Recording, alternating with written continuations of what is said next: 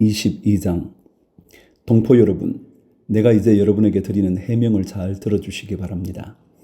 군중들은 바울이 히브리 말로 연설하는 것을 듣고 더욱더 조용해졌다. 바울은 말을 이었다. 나는 유대 사람입니다. 나는 길리기아의 다소에서 태어나서 이 도시 예루살렘에서 자랐고 가말리엘 선생의 문화에서 우리 조상의 율법의 엄격한 방식을 따라 교육을 받았습니다. 그래서 나는 오늘날 여러분 모두가 그러하신 것과 같이 하나님께 열성적인 사람이었습니다. 나는 이 도를 따르는 사람들을 박해하여 죽이기까지 하였고 남자든 여자든 가리지 않고 묶어서 감옥에 넣었습니다. 내 말이 사실임을 대제사장과 모든 장로가 증언하실 것입니다. 나는 그들에게서 다마스쿠스에 있는 동포들에게 보내는 공문을 받아서 다마스쿠스로 길을 떠났습니다. 나는 거기에 있는 신도들까지 잡아서 예루살렘으로 끌어다가 처벌을 받게 하려고 했던 것입니다. 가다가 정오 때쯤에 다마스쿠스 가까이에 이르렀는데 갑자기 하늘로부터 큰 빛이 나를 둘러 비추었습니다. 나는 땅바닥에 엎어졌는데 사울아 사울아 내가 어찌하여 나를 핍박하느냐 하는 소리가 들려왔습니다. 그래서 내가 주님 누구십니까 하고 물었더니 그는 나에게 대답하시기를 나는 내가 핍박하는 나사렛 예수이다 하셨습니다. 나와 함께 있는 사람들은 그 빛은 보았으나 내게 말씀하시는 분의 음성은 듣지 못하였습니다. 그때 내가 주님 어떻게 하라 하십니까 하고 말하였더니 주님께서 내게 말씀하셨습니다. 일어나서 다마스쿠스로 가거라. 거기에는 내가 해야 할 모든 일을 누가 말해줄 것이다. 나는 그 빛의 광채 때문에 눈이 멀어서 함께 가던 사람들의 손에 이끌려 다마스쿠스로 갔습니다. 거기에 아나니아라는 사람이 있었습니다. 그는 율법을 따라 사는 경건한 사람으로 거기에 사는 모든 유대 사람에게 칭찬을 받는 사람이었습니다. 그가 나를 찾아와 곁에 서서 형제 사울이여 눈을 뜨시오 하고 나에게 말하였습니다. 그 순간에 나는 시력을 회복하여 그를 쳐다보았습니다. 그때 아나니아가 내게 말하였습니다. 우리 조상의 하나님께서 당신을 택하셔서 자기의 뜻을 알게 하시고 그 의로우신 분을 보게 하시고 그분의 입에서 나오는 음성을 듣게 하셨습니다. 당신은 그분을 위하여 모든 사람에게 당신이 보고 들은 것을 증언하는 증인이 될 것입니다. 그러니 이제 망설일 까닭이 어디 있습니까? 일어나 주님의 이름을 불러서 세례를 받고 당신의 죄 씻음을 받으시오. 17절. 그 뒤에 내가 예루살렘으로 돌아와서 성전에서 기도하는 가운데 황홀경에 빠져 주님이 내게 말씀하시는 것을 보았습니다. 그는 말씀하시기를 서둘러서 예루살렘을 떠나라. 예루살렘 사람들이 나에 관한 내 증언을 받아들이지 않을 것이기 때문이다 하셨습니다. 그래서 내가 말하였습니다. 주님, 내가 주님을 믿는 사람들을 가는 곳마다 회당에서 잡아 가두고 때리고 하던 사실을 사람들이 잘 알고 있습니다. 그리고 주님의 증언자인 스데반이 피를 흘리고 죽임을 당할 때에 나도 곁에 서서 그 일에 찬동하면서 그를 죽이는 사람들의 옷을 지키고 있었습니다. 그때 주님께서 말씀하시기를 가라, 내가 너를 멀리 이방 사람들에게로 보내겠다 하셨습니다. 사람들이 바울의 말을 여기까지 듣고 있다가 이런 자는 없애버리라, 살려두면 안 된다 하고 소리를 질렀다. 그리고 그들은 고함을 치며 옷을 벗어 던지며 공중에 먼지를 날렸다. 그때 천부장이 바울을 병영 안으로 끌어들이라고 명령하였다. 그리고 그는 유대 사람들이 바울에게 이렇게 소리를 지르는 이유를 알아내려고 바울을 채찍질하면서 캐물어 보라고 하였다. 그들이 채찍질을 하려고 바울을 눕혔을 때에 바울은 거기에 서 있는 백부장에게 로마 시민을 유죄 판결도 내리지 않고 매질하는 법이 어디에 있어 하고 말하였다. 백부장이 이 말을 듣고 천부장에게로 가서 어떻게 하시렵니까? 이 사람은 로마 시민입니다 하고 알렸다. 그러자 천부장이 바울에게로 와서 내게 말하시오. 당신이 로마 시민이요? 하고 물었다. 바울이 그렇다고 대답하니 천부장은 나는 돈을 많이 들여서 이 시민권을 얻었어 하고 말하였다. 바울은 나는 나면서부터입니다 하고 말하였다. 그러자 바울을 신문하려고 하던 사람들이 곧 물러갔다. 천부장도 바울이 로마 시민이라는 사실을 알고는 그를 결박해 놓은 일로 두려워하였다. 이튿날 천부장 무슨 일로 유대 사람이 바울을 고소하는지 그 진상을 알아보려고 하였다. 그래서 그는 바울의 결박을 풀어주고 명령을 내려서 대제사장들과 온 의회를 모이게 하였다. 그리고 그는 바울을 데리고 내려가서 그들 앞에 세웠다. 23장.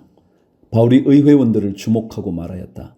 동포 여러분, 나는 이날까지 하나님 앞에서 오로지 바른 양심을 가지고 살아왔습니다. 이 말을 듣고 대제사장 아나니아가 곁에 서 있는 사람들에게 바울의 입을 치라고 명령하였다. 그러자 바울이 그에게 말하였다. 회칠한 벽이여, 하나님께서 당신을 치실 것이요. 당신이 율법대로 나를 재판한다고 거기에 앉아 있으면서 도리어 율법을 거슬러서 나를 치라고 명령하시오? 곁에 서 있는 사람들이 말하였다. 그대가 하나님의 대제사장을 모욕하오? 바울이 말하였다. 동포 여러분, 나는 그가 대제사장인 줄 몰랐소. 성경에 기록하기를 너의 백성의 지도자를 욕하지 말아라 하였소. 그런데 바울이 그들의 한 부분은 사두개파 사람이요 한 부분은 바리새파 사람인 것을 알고서 의회에서 큰 소리로 말하였다. 동포 여러분, 나는 바리새파 사람이요 바리새파 사람의 아들입니다. 나는 지금 죽은 사람들이 부활할 것이라는 소망 때문에 재판을 받고 있습니다. 바울이 이렇게 말하니 바리새파 사람과 사두개파 사람 사이에 다툼이 생겨서 회중이 나뉘었다. 사두개파 사람은 부활도 천사도 영도 없다고 하는데 바리새파 사람은 그것을 다 인정하기 때문이다. 그래서 큰 소동이 일어났다. 바리새파 사람 편에서 율법학자 몇 사람이 일어나서 바울 편을 들어서 말하였다. 우리는 이 사람에게서 조금도 잘못을 찾을 수 없습니다. 만일 영이나 천사가 그에게 말하여 주었으면 어찌하겠습니까? 싸움이 커지니 천부장은 바울이 그들에게 찢길까 염려하여 군인들로 내려가서 바울을 그들 가운데서 빼내어 병영 안으로 데려가라고 명령하였다. 그날 밤에 주님께서 바울 곁에 서서 말씀하셨다. 용기를 내어라. 내가 예루살렘에서 나의 일을 증언한 것과 같이 로마에서도 증언하여야 한다. 12절. 날이 새니 유대 사람들이 모의하여 바울을 죽이기 전에는 먹지도 마시지도 않겠다고 맹세하였다. 이 모의에 가담한 사람은 40명이 넘었다. 그들이 대제사장들과 장로들에게로 가서 말하였다. 우리는 바울을 죽이기 전에는 아무것도 입에 대지 않기로 굳게 맹세하였습니다. 그러니 이제 여러분은 의회와 짜고서 바울에 관한 일을 좀 더 정확하게 알아보려는 척하면서 천부장에게 청원하여 바울을 여러분 앞에 끌어내어 오게 하십시오. 우리는 그가 이곳에 이르기 전에 그를 죽여버릴 준비를 다 해놓았습니다. 그런데 바울의 누이의 아들이 이 음모를 듣고 서둘러 가서 병령으로 들어가 바울에게 그 사실을 알려주었다. 그래서 바울은 백부장 가운데 한 사람을 불러놓고 말하였다. 이 청년을 천부장에게 인도해 주십시오. 그에게 전할 말이 있습니다. 백부장이 그를 데리고 천부장에게로 가서 말하였다.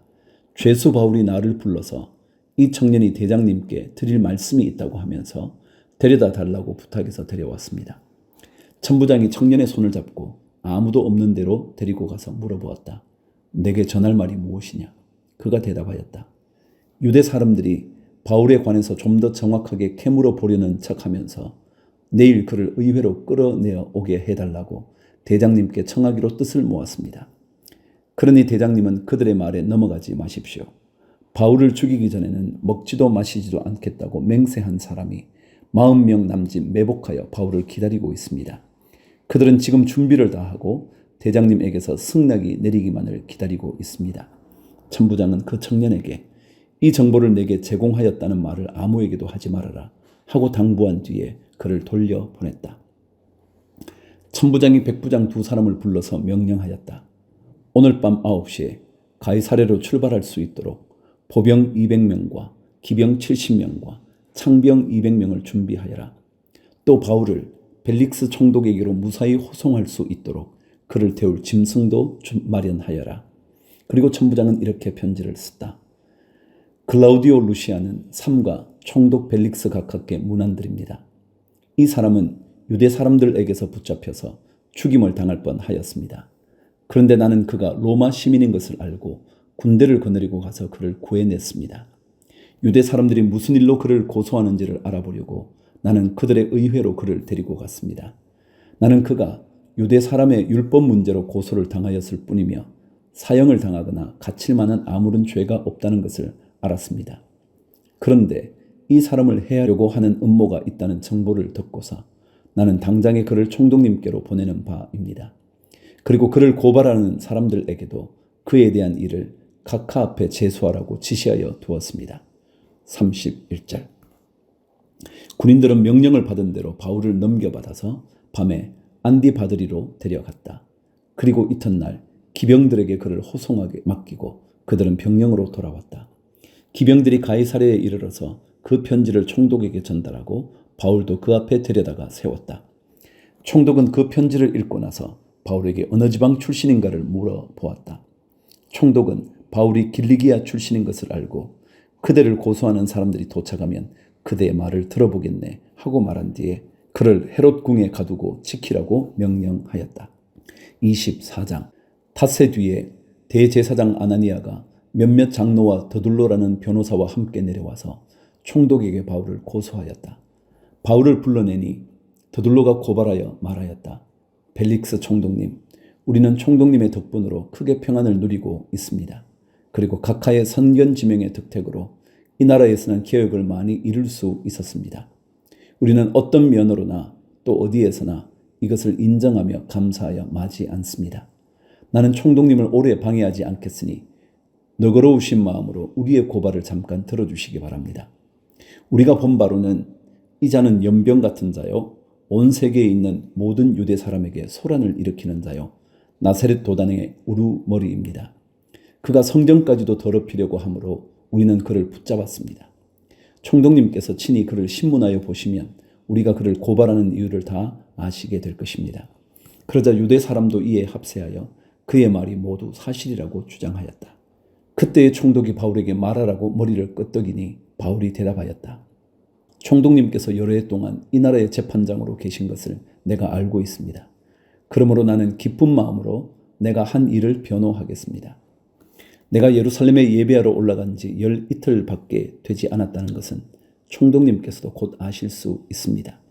그리고 나를 고발하는 사람들은 내가 성전에서나 회당에서나 성내에서 누구와 논쟁을 하거나 군중을 선동해서 모으거나 하는 것을 보지 못하였습니다.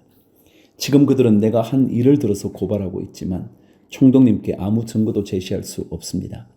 그러나 나는 총독님께 이 사실을 고백합니다. 그것은 내가 그들이 이단이라고 하는 그 도를 따라 우리 조상의 하나님을 섬기고 율법과 예언서에 기록되어 있는 모든 것을 믿는다는 사실입니다. 그리고 나는 하나님께 소망을 두고 있는데 나를 고발하는 이 사람들도 그 소망이 이루어지기를 고대하고 있습니다. 곧 그것은 의로운 사람들과 불의한 사람들의 부활이 장차 있으리라는 것입니다.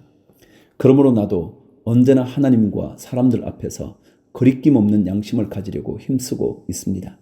나는 내 결례에게 구제금을 전달하고 하나님께 제물을 바치려고 여러 해 만에 고국에 돌아왔습니다. 그들은 내가 제물을 바치는 절차로 성전에서 정결 예식을 행하는 것을 보았을 뿐이고 내가 작당을 하거나 소동을 일으키는 것을 보지 못하였습니다. 그 자리에는 아시아에서 온 몇몇 유대 사람이 있었는데 내가 한 일을 들어 고발할 것이 있으면 그 사람들이 총독님 앞에 나타나서 고발했어야 마땅할 것입니다. 그렇지 않으면 내가 의회 앞에 끌려가서 섰을 때에 이 사람들이 내게서 무슨 잘못을 찾아냈는지 그것을 말하라고 해보십시오. 다만 나는 그들 가운데 서서 말하기를 오늘 내가 여러분에게 재판을 받고 있는 것은 죽은 사람들의 부활과 관련된 문제 때문입니다. 하는 이 말 한마디 말을 부르짖었을 뿐입니다. 벨릭스는 그도와 관련된 일을 자세히 알고 있었으므로 청부장 루시아가 내려오거든 당신들의 소송을 처리하겠소 하고 말하고서 신문을 연기하였다. 그리고 백부장에게 명령하여 바울을 지키되 그에게 자유를 주고 그의 친지들이 돌보아 주는 것을 막지 말라고 하였다. 24절. 며칠 뒤에 벨릭스가 유대 여자인 자기 아내 드루실라와 함께 와서 바울을 불러내어 그리스도 예수를 믿는 믿음에 관하여 바울이 설명하는 것을 들었다. 바울이 정의와 절제와 장차 올 심판에 관해서 말할 때에 벨릭스는 두려워서 이제 그만하면 되었으니 가시오. 기회가 있으면 다시 당신을 부르겠소 하고 말하였다. 동시에 그는 바울에게서 돈을 받을까 하고 은근히 바랐다. 그래서 그는 바울을 자주 불러내어 이야기를 나누었다. 2해가 지난 뒤에 보르기오 베스도가 벨릭스의 후임으로 직책을 맡게 되었다. 그런데 벨릭스는 유대 사람의 환심을 사고자 하여 바울을 가두어 둔 채로 내버려 두었다.